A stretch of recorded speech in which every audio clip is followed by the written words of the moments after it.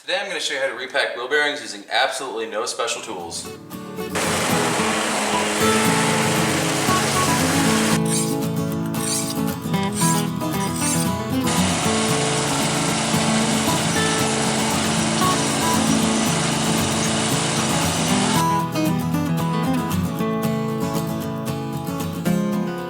So the first step is to raise the vehicle you're working on, properly support it, get jack stands under there, don't rely on just the jack. Remove your tires so you can gain access to your rotor, your drum, what have you. Today we're actually working on a trailer.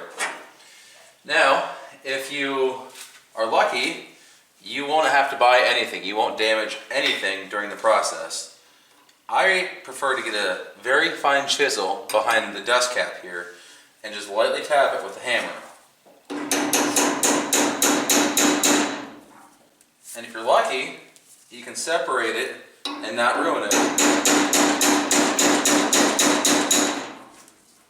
It all depends on how long it's been in there and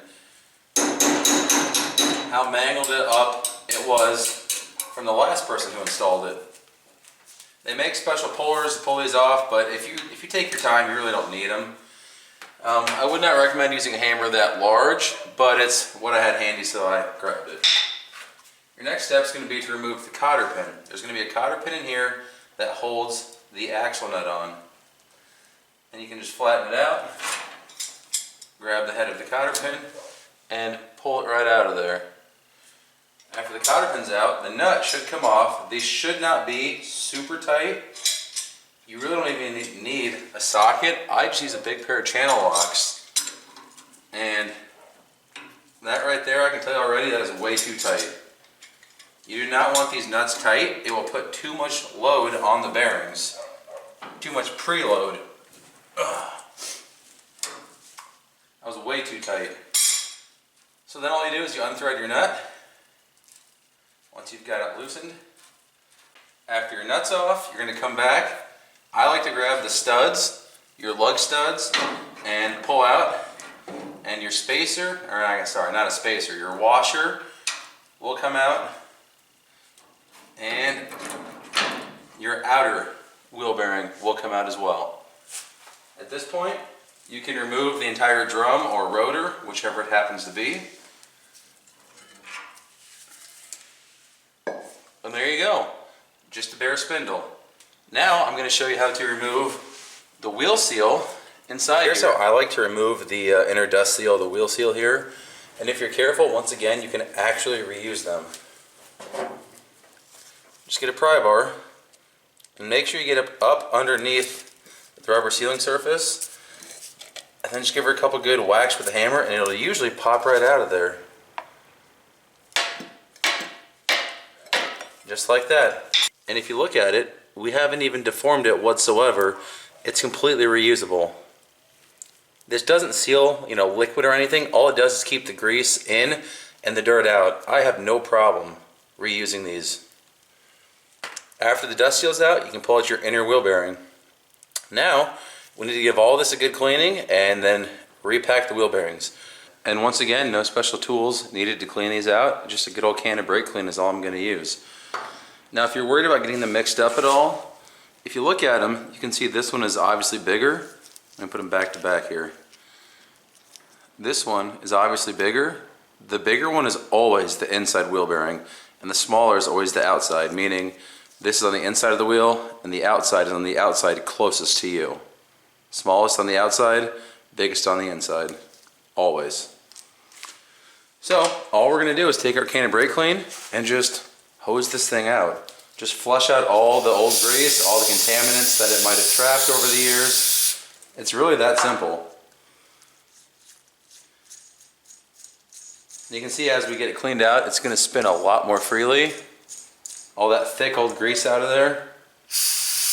Now, as you're doing this, I like to use paper towels or like rags in a box. That kind of thing, shop towels. I don't really like to use old clothing rags like I like to use for everything else, because you just get that grease built up on this rag and it doesn't go anywhere. If you're using paper towels or something disposable like that, you wipe the grease off and you throw the rag away.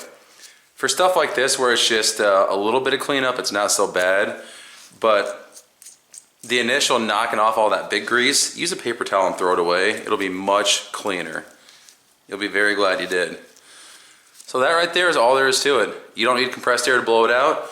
This stuff will evaporate even like 30-degree weather. I mean, I love this stuff. So all you gotta do is flush out the old grease, and then we're gonna go pack it. Now we're gonna start with the inner wheel bearing here. All we're gonna do is take our tub of grease, get a big old scoop on our hand here, then you're gonna put it in the palm of your other hand. And then what you do is you take your wheel bearing and you essentially scoop it right in there. See that? Not necessarily in the hole here, you wanna get it in this groove all the way around. Just go around and keep scooping it, and that forces it up through. Now once you've got it all out of your hand, take it back out, and just keep doing that. Just keep forcing it in there. Sometimes too, I'll wipe the excess out of the inside, and I'll just set it on top of there like that, and then go back with my palm and shove it inside. And that's seriously all you're gonna do. I think this is very overcomplicated most of the time. People make it sound like it's a lot harder than it is, when in reality all you're doing is forcing grease into a bearing. They do make bearing packers if that's something you want to buy. It does make this easier and cleaner and quicker. I've got one, I love it, but for the purpose of this video, I'm just trying to show you how anybody can do this in your garage at home with absolutely no special tools. So there we go. When you're done, it should be all nice and full around the back side, and then you should see it starting to ooze out around the rollers themselves. And ideally, like this one, you can see it's come all the way through to the front. Now after that, I will put my fingers through the hole and kind of spread them to try and hold the inner race there, and just give her a couple good spins. I don't know why, it's just what I do. I like to do that, and then get another little scoop of grease on your fingers here, and then we're going to throw it on the race here inside the drum. Get that all spread around, drop our bearing in there, and now here's what I'm talking about, where I'm saying I want to use paper towels. Look at all this grease on my hands. I don't want to use a rag and keep transferring that around. Use a paper towel, wipe it off, you can throw it away, grease is gone. So we'll clean this wheel seal up before we put it back in, knock most of the old junk off of it. Now when you reinstall the wheel seal, you want to make sure the flat surface is up. Not the part where you can see the spring. If you can see the spring, it's upside down, flip it over.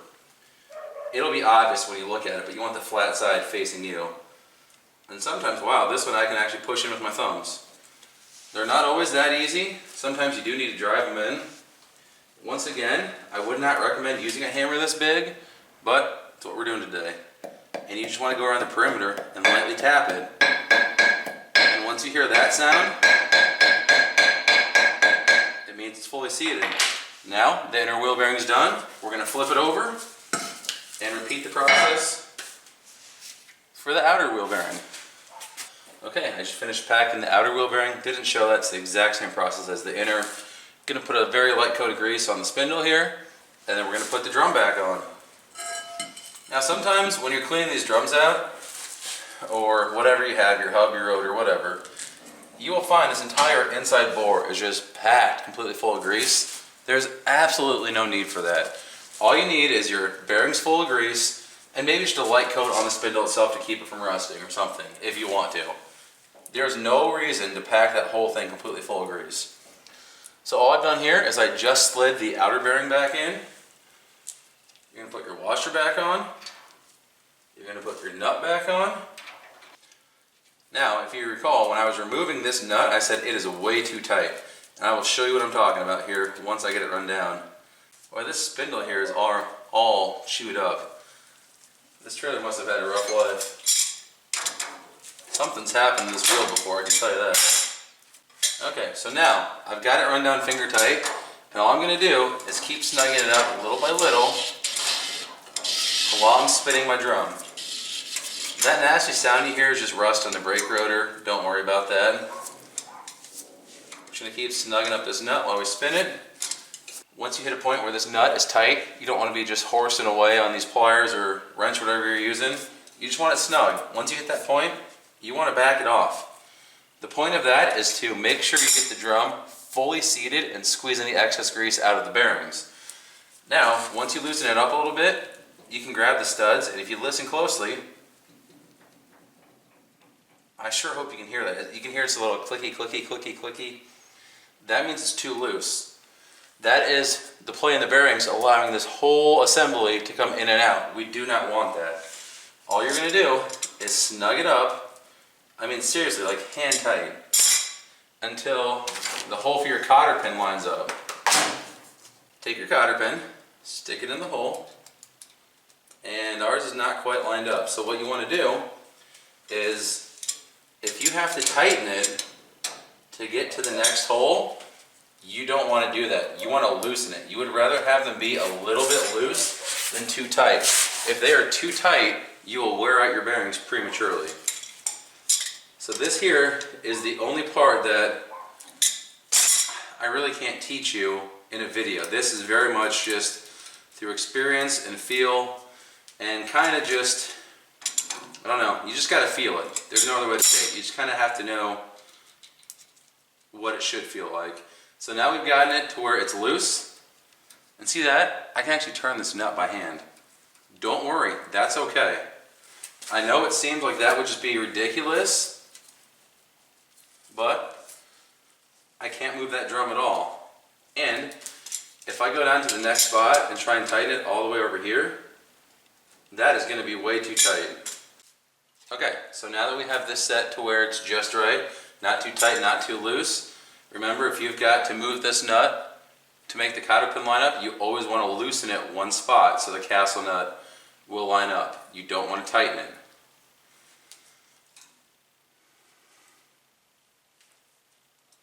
Especially with old worn bearings, you actually want to run a little bit looser because they're already worn. It's okay if they're a little bit loose. That's what I've been told anyway. After that, after you get your cotter pin installed and folded over, you just put your dust cap back on and just gingerly tap around until it's fully seated, and you're done. It is that simple. There we go. Spins nice and freely, and we don't have any clunking. We can't move this at all. That is how you pack a wheel bearing at home with absolutely no special tools. We used a hammer, a pry bar, a pair of channel locks, and a chisel. That's it.